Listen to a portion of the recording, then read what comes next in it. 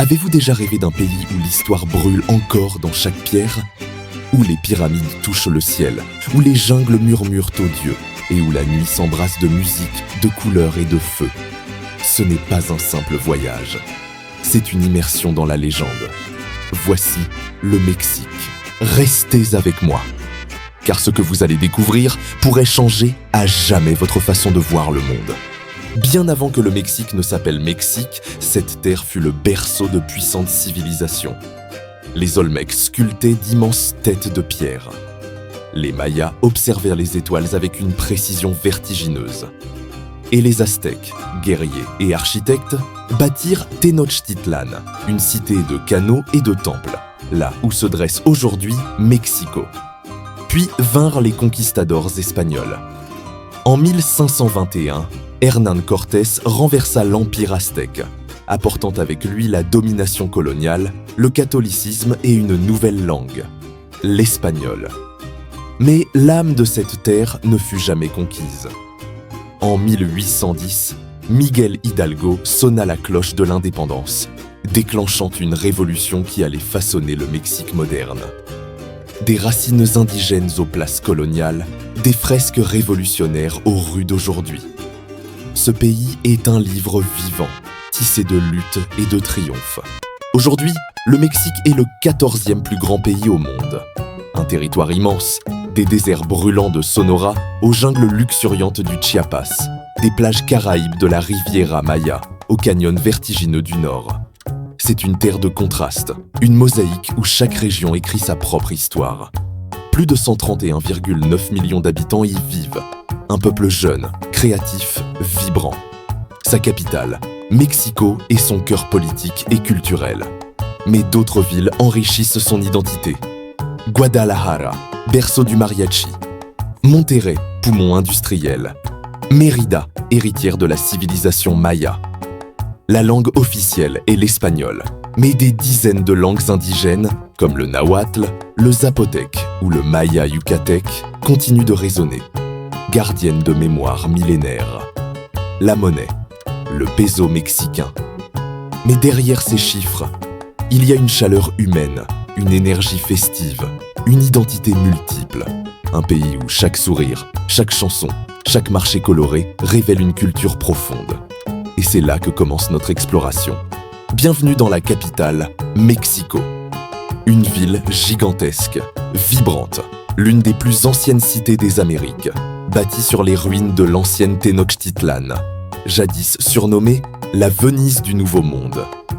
Aujourd'hui encore, sous les gratte-ciel, dorment les vestiges de ce passé grandiose. Ici, la Maison Bleue de Frida Kahlo raconte l'intimité d'une artiste dont les douleurs et les couleurs ont marqué le monde entier.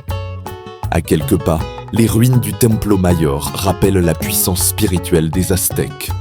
Le Zócalo, immense place centrale, palpite comme un cœur vivant. Les mariachis y font résonner leurs guitares. Les danseurs tournoient en habits traditionnels et l'air se charge du parfum des tacos al pastor grillant à la flamme. Mais Mexico, ce n'est pas seulement une ville, c'est un musée à ciel ouvert. L'art explose de chaque mur.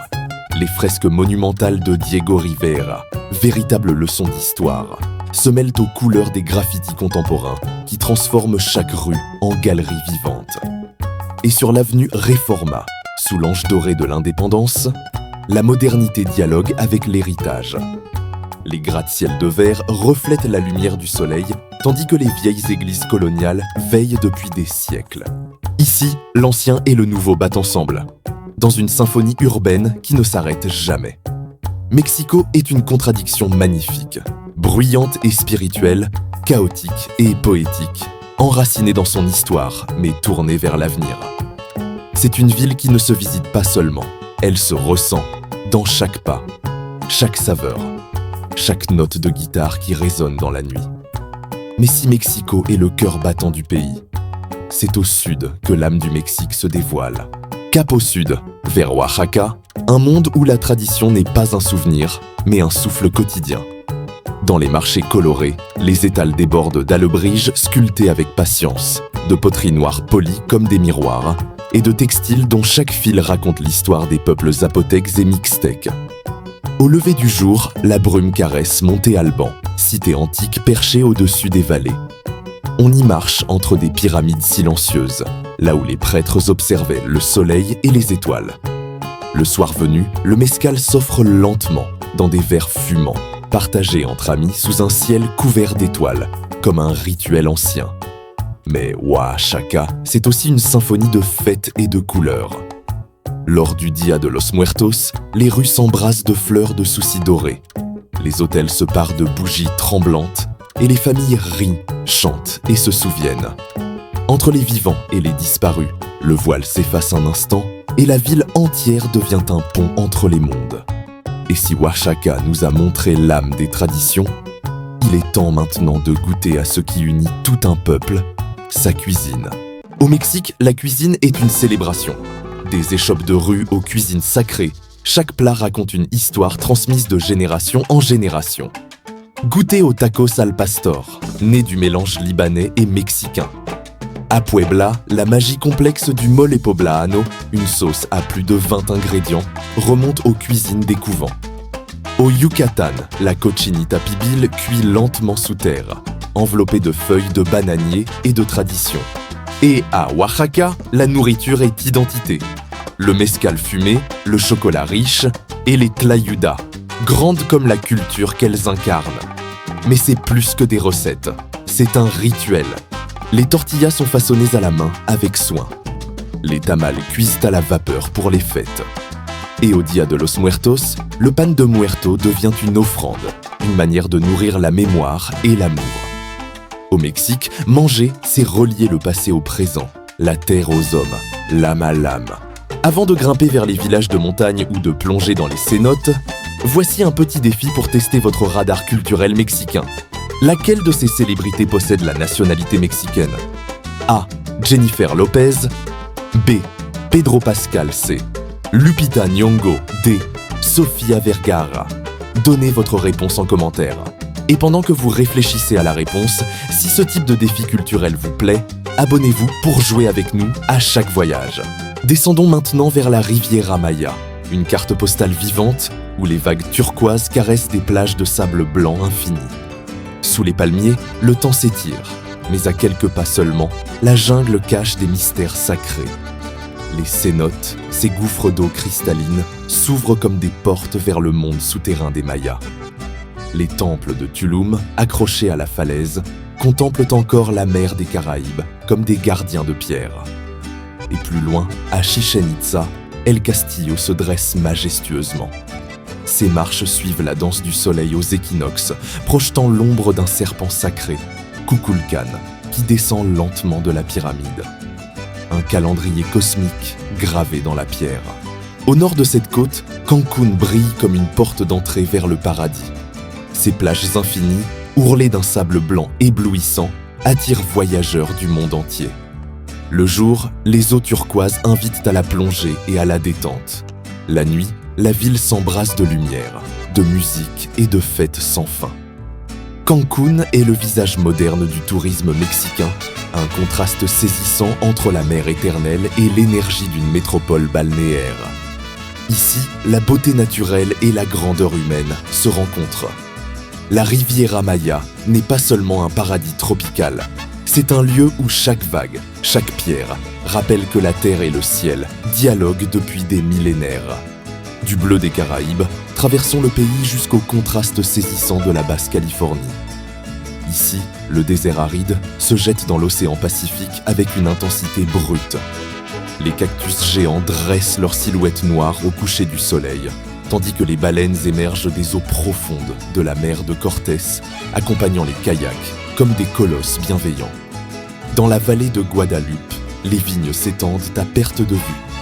Ce terroir devient le cœur battant du vin mexicain, un Napa en devenir, où la terre, le soleil et l'océan composent un nectar puissant. Puis, cap à l'est, dans l'immensité vertigineuse du canyon du Cuivre. Plus vaste et plus profond que le Grand Canyon, il se découvre à bord du légendaire train El Chepe. Le convoi serpente entre falaises, cascades et villages Tarahumara sculptés dans la pierre. Ici, la terre se plie et se replie sur elle-même, en couches infinies, comme un livre d'histoire ouvert par les dieux. L'humilité vous envahit devant cette grandeur. C'est le Mexique sauvage, brut, indomptable, des terres arides et des canyons infinis. Glissons maintenant vers un autre monde. Un monde secret, couvert de jungle et de mystères. Direction le Chiapas, une terre où la jungle respire et raconte des légendes à chaque souffle. À Palenque, les temples envahis de mousse surgissent de la canopée, comme des visions perdues du temps des Mayas. Les singes hurleurs résonnent dans la forêt, comme pour rappeler que la nature est la première gardienne de ces lieux sacrés.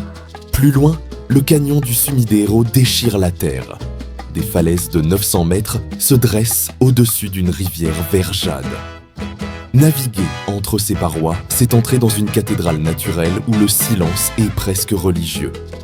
Et à San Cristobal de las Casas, les maisons coloniales se mêlent au tissage coloré des communautés indigènes.